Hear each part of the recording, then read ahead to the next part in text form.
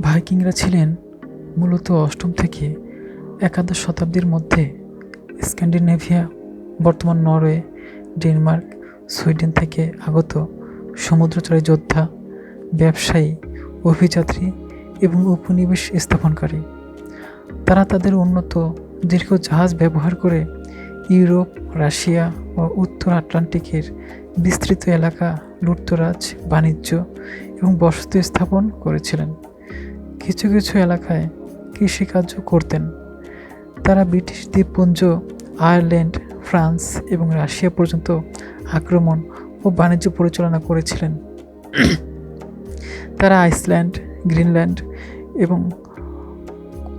কলম্বাসের অনেক আগেই উত্তর আমেরিকার প্রথম ইউরোপীয় হিসেবে পদার্পণ করেছিলেন।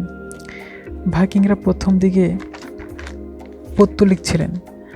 তারা ওডিন, থর, লোকির মতো দেবদেবী বিশ্বাস করতেন। পরবর্তীতে তারা খ্রিস্টান ধর্মে দীক্ষিত হন। তারা চিরুনি ও কানের খড়খড়ি ইত্যাদি ব্যবহার করতেন। তারা ইতিহাসে তাদের সাহসিকতা, নৌবিদ্যা এবং বৈচিত্র্যময় সংস্কৃতির জন্য স্মরণীয় হয়ে আছেন।